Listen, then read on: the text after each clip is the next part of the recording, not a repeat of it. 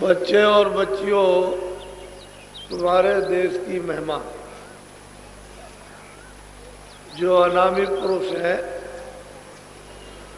जितनी गिनती भारतवर्ष में वो सब खत्म, और भी गिनती उसमें जोड़ दो वो भी खत्म। ये अनामी पुरुष की ये काया कितनी बड़ी है, सब गिनतियां खत्म,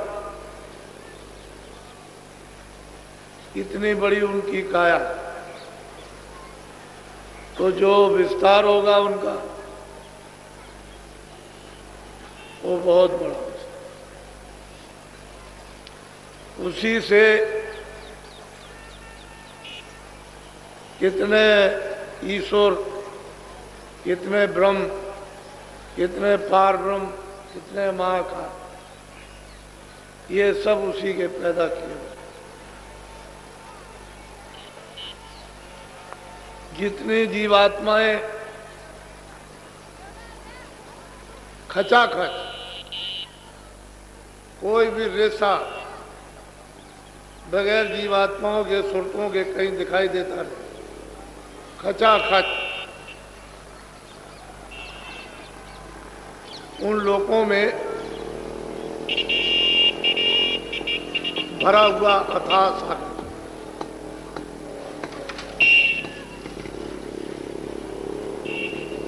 जो वहाँ की जो सुरतें वहाँ रहती हैं, उनके लाखों लाखों ब्रह्मों के बराबर, यानी एक एक सूरत में प्रकाश है। वो ब्रह्म और ईश्वर की वहां कोई महिमा नहीं, वो पार ब्रह्म की वहां कोई भी महिमा नहीं। वो एक सूरत, एक एक सुरतों का, एक एक जीवात्माओं का इतना इतना प्रकाश, ये कुछ नहीं। ये सारी जीवात्माएं वहीं से आई। जब उन्होंने अपने से अलग रचना का विस्तार किया तो पहले अगम लोक मंडल बनाया,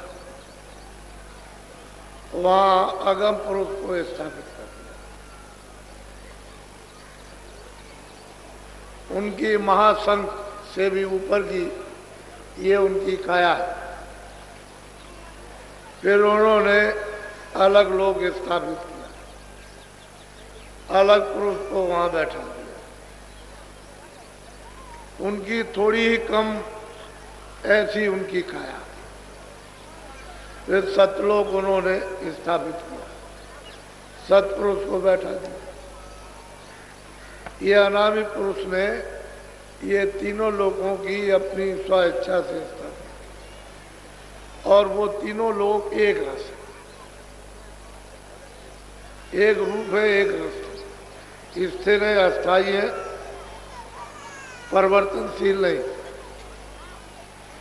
सतलोक से, सतपुरुष से ये विस्तार है। तो जितनी जीवात्माएं सतलोक में खचाखच भरी हुई हैं, वो सब लाखों लाखों एक सूरत ब्रह्म की हस्ती। ब्रह्म में कोई हस्ती नहीं, ईश्वर में कुछ नहीं। ये तो वहां का खेल होता। फौरन उड़ी, और उन्होंने इतने देखते देखते एक पलक के मारते इतने बड़े बड़े महल बना दिए कि खरबों योजन ऊंची। उस देश की अर्वचनीय महिमा, ये सब जीवात्माएं वहीं से लाई गई। सतपुरुष ने जब अपने से ईश्वर ब्रह्म और पार ब्रह्म महापाल पुरुष को अलग किया मंडल बनाकर, तो इन सब लोगों ने अपने अपने मंडलों में तपस्या की, और ये लिखन पढ़न का काम नहीं है। जितनी स्याही समुद्र में बनाओ बन रहा है कि कल में पत्तों की बना लो पृथ्वी को कागज, इतने दिनों तक आप उस पर लिखो ये सब खत्म। इतने दिनों तक इन्होंने तपस्या की। ईश्वर ने जिसको खुदा कहते हैं, ब्रह्म ने जिसको रब कहते हैं, पार ब्रह्म ने जिसको अल्लाह कहते हैं, महाकाल पुरुष ने सबने तपस्या की घना घोर और सत्पुरुष को खुश करने कि हमसे प्रसन्न हो जाए। हमको देश से क्यों निकाल दिया, अलग क्यों कर दिया, कोई कारण तो होगा ही। अब वो तो उनकी मौज मर्जी की बात। इतने दिनों तक ये तप करते रहे, तब वो उसके बाद सत्पुरुष इनसे प्रसन्न हुए कि तुम्हारी तपस्या पूरी हुई, हम तुमसे खुश हैं, बोलो तुम क्या चाहते। फिर उन्होंने सतलोक के समान राज मांगा कि जैसा आप, इनको मालूम हो गया था कि मुझको निकाल दिया, तो राज मांगा कि आपके राज के समान ही हमको राज। तो मौज मर्जी सत्पुरुष की थी। उन्होंने मतलब ये चाहे मस्त। तो जीवात्माओं के बगैर, सुरतों के बगैर यहाँ कोई रचना नहीं हो सकती किसी भी मंडल में। जब वो सुरतें आएंगी तभी रचना बैठेगी। वैसे तो जीवात्माओं का भंडार एक छोटा सा सब लोगों में सत्पुरुष ने तकसीम कर दे। वो तो अथाह सागर है, उसके लिए क्या, उसमें से जरा सा दे दिया। उसमें अथाह सागर भरा हुआ, उसका तो कोई पारावार नहीं। तो एक छोटा सा भंडार सुरतों का अपने अपने मंडलों में ऊपर से देते चले आए। तो इनको भी बांट दिया निरंजन भगवान को। ऐसे ही ऊपर से बांटते चले आए। तो अपने अपने भंडार को इन्होंने सबने स्वीकार कर दिया कि मालिक मुझसे प्रसन्न हो गए। बस ये भंडार लेकर के उधर तो नामी के द्वारा उतार के ले आएंगे दूसरा कुछ। जब उतारा जाएगा तो एक आवाज से दूसरी आवाज, एक नाम से स्थान तक ले आएंगे तो वहाँ वो नाम वही, फिर वो अपने नाम पर उतार लेंगे, अपनी आवाज पर, अपने बाजे पर। तो ये धीरे जाए तो ठेका बनाया कि इतने दिनों तक तो सब यहाँ रहो। कितने जुग बीत गए, अनगिनती, गिने नहीं जाते हैं। सतयुग त्रेता द्वापर पहले तो थे ही नहीं। ये सतयुग द्वापर त्रेता कोई नहीं था, न कलयुग। कहते हैं अनगिनती युग बीत गए तो धीरे धीरे उतारा गया। पहले महाकाल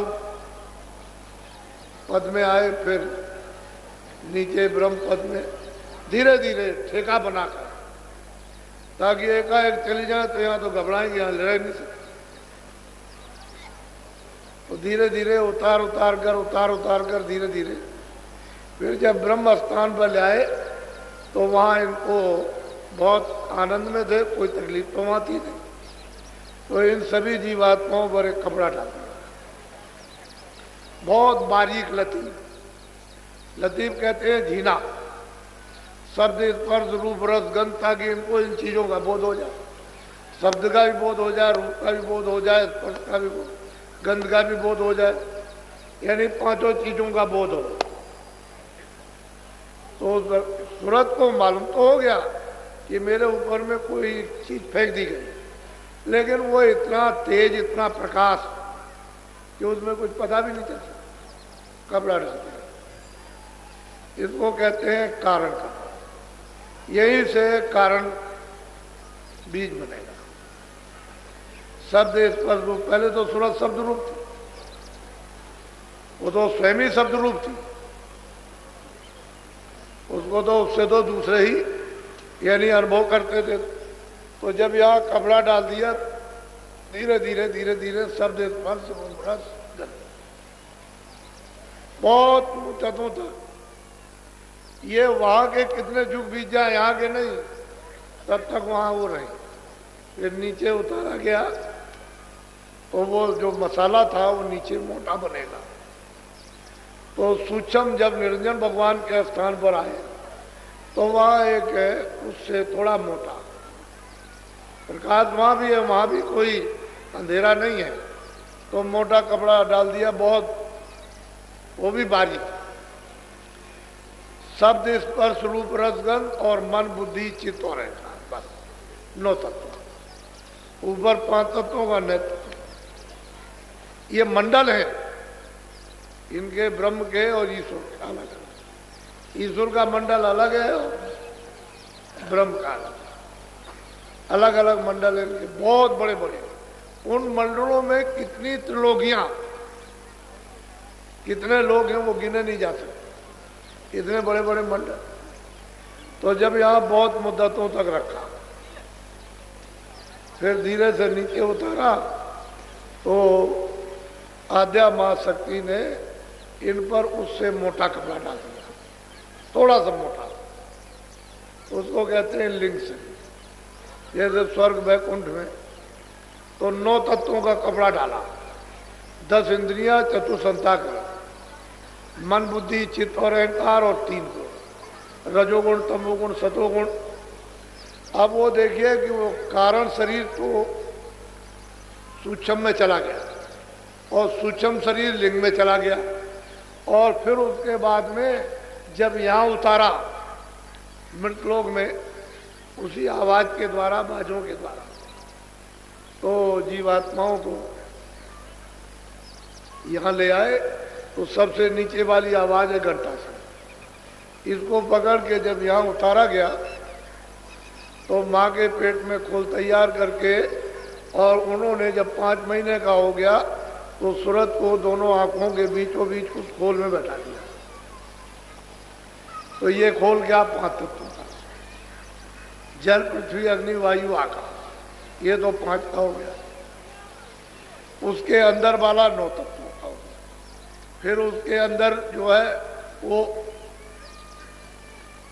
इसके ये 5 तत्वों का लिंग शरीर 17 तत्वों का, फिर उसके अंदर 9 तत्वों का शरीर, फिर उसके अंदर 5 तत्वों का। अब इस तरह से इसने कपड़ा पहन रखा है। अब इसको अगर कोई नहीं जानेगा तो इसका कपड़ा कोई उतार नहीं सकता, ये आभूषण है उसका। तो इतने कपड़े सूरत ने पहन रखे। उस समय पर कोई बंधन नहीं था। सूरत यहाँ बैठ गई, माँ के पेट में सब सुन रही है, सब देख रही है, कोई आंख बंद नहीं थी।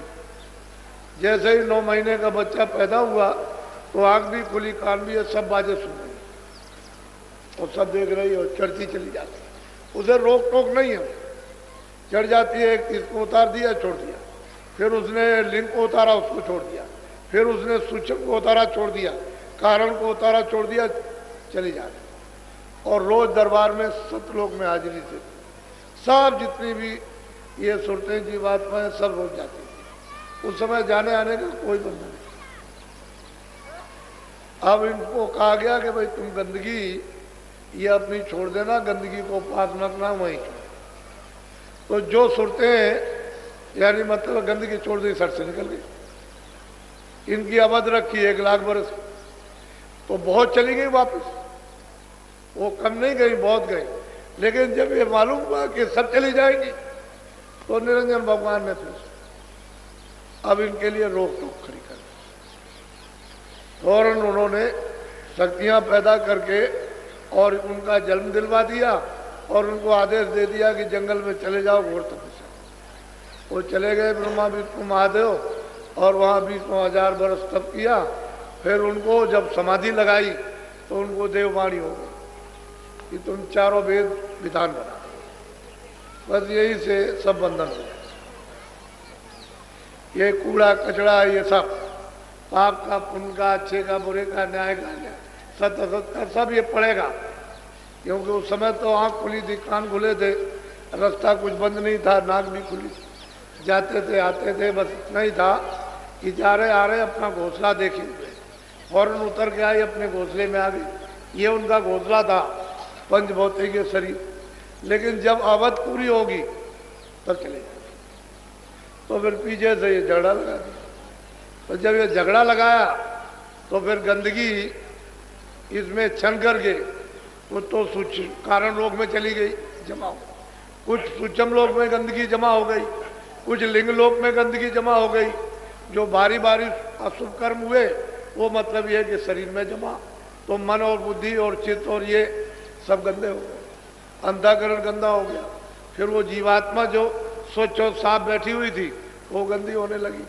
तो इस बार आपने कूड़ा कचरा डाल करके इसको गंदा कर, तो आँख भी बंद हो गई, कान भी बंद हो गए, नाक, क्योंकि ये तो वहाँ लेकर के आई थी। इस बार तो कोई पर्दा था नहीं, तो आँख पर, कान पर, नाक पर, इसमें तो सुधा ये चीज है, वहाँ भी रहेगी तब यही चीज है। तो जो चीज कुदरती है जिसको कोई बना नहीं सकता वो उसके अंदर मौजूद। आँख भी है, कान भी, नाक भी, अब गंदगी पड़ गई, बस यही से बंदा।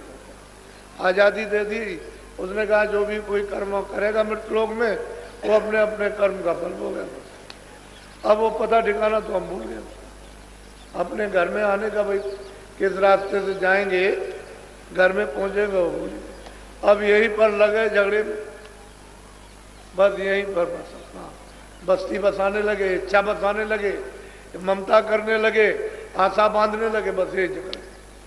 अब आपकी वो आशा खत्म हो गई, इच्छा खत्म हो गई कि अपने घर का कैसा आनंद है, कैसा सुख है, कैसी सुंदरता है, कैसी शक्ति है, कैसा ज्ञान हो, भूल गए। सही बात तो सही है कि ये आपका ये प्रदेश है। और देखो आप 50 वर्ष के हो गए, 60 वर्ष के, 70 वर्ष के तो जाने, और वैसे तो बच्चा आता है जब समय पूरा हो जाता है कर्मानुसार, तो 2 साल का भी चल दिया, 4 साल का भी, 10 साल। लेकिन अगर पूरी आयु आपको मिली है और संभाल के लिए चलोगे तो 50 भी जा सकते हो, 60 भी जा सकते हो और 80 भी जा सकते हो। संयम बिगाड़ दोगे तो पहले ही चले जाओगे, क्योंकि श्वासों की पूंजी खत्म हो जाएगी संयम बिगाड़ने से, तो पहले ही आप इस मकान से खाली कर दिया, चले जाओ। बस ये कर्मों का बंधन हो गया, और जीव जो है इस बंधन में फंस गए। अब उसने और नीचे फिर सजाए, उनके कारागार बना दिए, तो जीवात्माओं को कहीं निकल ना जाए तो सजा देने लगे। अब वो चले गए, अब कब होगा, तो ये उनका काम यही है। और इन्होंने ऐसी ऐसी रचना की है, स्वर्ग में की इतनी सुंदर रचना, तो वहाँ पर मतलब ये है कि स्त्रियाँ भी है, पुरुष भी है, छोटे छोटे बच्चे भी दिखाई देते हैं। बहुत सुंदर रचना, बहुत खूबसूरत, यानी चित्रकारियों से ऐसी सुंदर है। वहाँ के लिबास, पहरावा, कपड़ा तो नहीं है रुई का है, रेशमी ये कपड़ा तो नहीं, लेकिन मालूम होता है कि ऐसा सुंदर कि वो जेवर वगैरह जो उसकी काशी, पहराव, बेल बूटों का इतना सुंदर है कि वो मोहित हो जाए, ऐसा लिबास। स्त्रियाँ जो वहाँ की चमकीली है, यानी वस्त्रों को मालूम होता है पहरे हुए इतने चमकदार हैं कि तुम फौरन मोहित हो जाओ। वो अप्सराएं उधरी रहती है, नित्य नाच, नृत्य होता रहता है। ये नाच आज क्या चीज है, कुछ नहीं, हर वक्त 24 घंटे हर क्षण नाच होते रहते हैं, विचित्र भांत के नाच। तो साधक के लिए तो अगर कोई बताने वाला नहीं तो उधर से आगे जा ही नहीं सकता, वो तो वहीं फंस जाए। तो उसने ऐसा माया का जाल कि इससे बचो, यहाँ तो वहाँ लक्ष्मी है, सावित्री है और पार्वती, और वहाँ स्त्रियाँ हैं, दोनों घेर लेंगे, ऊपर नीचे दाएं बाएं रिद्धियाँ सिद्धियाँ सब घेर के खड़ी हो जाती हैं। तो बुद्धि का हरण, प्रलोभन दे देंगे, बस आपकी साधना खत्म। ऊपर जाइए तो आध्यात्म आ सकती, उसका इतना बड़ा लोक है कि मतलब यह है कि कितने, मतलब यह है कि करोड़ों कि 1, 2, 4, 10, 20 करोड़ नहीं, कितने करोड़ों का लंबा मैदान, उसमें औरतें ही औरतें। स्त्रियाँ तो उससे जाल से निकालना बहुत मुश्किल। ये स्वर्ग वैकुंठ में कुछ नहीं है, जो आद्या महाशक्ति लोक में जो देवियां हैं, ऊपर में पुरुष है, निरंजन भगवान विराज, वो काहे को जाने देंगे किसी को। उनके ऊपर में वो माया वो सबको रोके रहती है, उसका भी माया रूप, स्त्री का रूप है वो भी। उसकी सुंदरता अनोखी विचित्र है, ऐसी सुंदर और मोहित करने वाली कि तुम्हारे ऐसे कितने मतलब ये है कि सब फना हो गए, वो जा ही नहीं सकते। फिर उसके ऊपर में ब्रह्म है, उसका मतलब ये। तो चीज ये है कि अंदर का राज किसी को पता ही नहीं, वो जानते ही नहीं। और आप क्या आपको मालूम है संसार में आप जब तक महात्मा नहीं मिलेंगे ये जीव बेचारा क्या करे? वही सूरत है जो हजारों लाखों करोड़ों ब्रह्मों की वो शक्ति और प्रकाश रखती थी, आज वो बूंद रूप से एक जर्रा, एक कण, उससे भी छोटी, हजारों गुना कण के कर दी जाए उससे भी छोटी, वो मतलब ये है कि वो सूरत हो गई। और फिर उसका जो प्रकाश था वो सब इस जड़ में जज हो गया, लय हो गया। अब बिना महात्मा महापुरुषों के इसको कोई समेट भी नहीं सकता, क्योंकि उनको मालूम है कि कहाँ बैठी है, उनको पता है इसमें क्या है, आँख भी है, कान भी है, नाक भी है, ये बरामद, ये समेटी कैसे जाएगी, उधर से खींची किस तरह से जाएगी, प्रकाश सिमट करके कैसे आएगा, ये उनको मालूम है। योगी योग करते रहे वो भी बेकार हो, उससे भी कोई लाभ नहीं। प्राणायाम किया नीचे से तो यहाँ आंखों के सामने आएगा वो, फिर यहाँ से ऊपर जाना तो वो मेहनत 60 बरस 70 बरस 80 बरस की बेकार हो गई, क्योंकि यहीं तक आना नीचे से फिर ऊपर जाना। अब संतों महात्माओं ने कलयुग में यहीं से जीवों को ऊपर उठा लिया, ये नाम की डोर को पकड़ो चलो यहीं से, इसमें कोई तकलीफ नहीं, कोई प्राणायाम नहीं करना, कोई शारीरिक तकलीफ नहीं, कोई परित्याग नहीं, कोई मतलब है छोड़ना छाड़ना नहीं, बस अपना सहज जो भी शरीर अच्छा के लिए पहनते हो खाते हो खा, उसमें कोई दिक्कत परेशानी। और सहज में इधर से अपना ध्यान तवज्जो हटाकर उधर लगा दो, बस इधर से पौधा उखाड़ो, इधर जो आपने ख्याल और ध्यान, इधर आशा और बासा आपने इधर फैला रखी उसको हटा लीजिए, इधर लगा दीजिए, तो इतने में तो काम बनेगा। बुल्ला साहब थे, उन्होंने किसी ने पूछा कि आपने कैसे भगवान को पाया, कह रहे अरे भाई क्या है, इधर से जैसे मैं पौधा उखाड़ता हूँ और ये इधर लगाता हूँ, जैसे धान उसका पौधा इधर लगाया खेत में, कह लगे भाई इतनी देर में भगवान मिलता है, इधर से ध्यान हटाओ इधर लगा दो, इतने में था। तो कलयुग में इसीलिए तो उन्होंने कहा है कि कलयुग के समान कोई सरल सुलभ भगवान की प्राप्ति के लिए दूसरा जीवों के लिए है ही नहीं, ये सुलभ युग है। फिर इसमें महात्माओं का पदार्थ, ऊपर से सत्पुरुष ने उन संतों को भेजा कि जाओ जीवों को ले आओ, जगा के, चिता के, समझा के, प्यार करके, हर तरह से उनके सब सुन के, साफ सुथरी करके अच्छी तरह से उनको धो धा के ले आओ। और क्या हो तो प्यारी करते, प्यारी से बता सकते हैं, दूसरा और कुछ नहीं। शक्ति नहीं, शक्ति तो कर सकते, लेकिन वो शक्ति करेंगे तो बदनाम होगा। ये इनमें कालम है तो उनमें दयाल है, कालम का नाम निशान नहीं। तो शक्ति अति कुछ नहीं, प्यार कर, तो प्यार में फंसा लेंगे कहीं, चलो मेरे पीछे पीछे चले आओ, तो ये जीव चला जाएगा, फिर किसी के बस की बात नहीं। फिर और प्यार में उसको फिर सब बंधन टूट जाएंगे, चाहे जितने भी पाप लदे हों उस पर, वो सब धो दिए जाए। वो तो वहाँ धोने की नदी है, फौरन पोर दिया उसमें, बस छटक फटक करके साफ। उधर गए तो उधर देखा क्या है, कौन जा रहा, वो धर्म जरा जगाती है, बैठा हुआ है, तो आवाज लगाई कि तलाशी दे दो, कैसे जा रहे हो, ये टिकट है, ये है टिकट, ये नाम, तो कुछ है कि देख लीजिए। तो देखा उनका चिता, जब कुछ झाड़ा लेगा, क्योंकि वो तो गार्ड जगाती सबका झाड़ा लेता है, जैसे वो डिटेक्टर लग जाता है कि तुम उधर जा रहे हो तो दिखाओ कुछ है तो नहीं तुम्हारे पास, हथियार वगैरह कुछ बम बम, तो तलाशी लेते हैं तो सब जो जाता सब। ऐसे उधर कोई भी जाएगा सब चले, जब कुछ नहीं निकलेगा कैसे, कुछ नहीं कर सकते। तो आपने तो अभी मतलब ये है कि कहीं गोता लगाया ही नहीं, जाने नहीं कि गोता जीवात्माएं कहाँ लगा के फड़फड़ा करके शुद्ध पवित्र और साफ हो जाती है। तो महात्मा ले जाते हैं, उसमें नदी में बोरा बोर देते हैं कि कर ले स्नान जल्दी से, कलमल के जितने भी कर्म अशुभ शुभ इनको धो डाल जल्दी से। तब ये जीव धोता है, उसमें नहाता है। इनको बेचारों कहाँ का नाम, नदी कहाँ बह रही, कर्मनाशा नदी कहाँ है इन्हें क्या पता। कर्मनाशा नदी है, उसमें स्नान वो महापुरुष कराते हैं। तब ये जीव इस योग होते हैं कि हम आगे चले गए। नहीं कैसे कर्मनाश ना हो तो कौन ले जाएगा।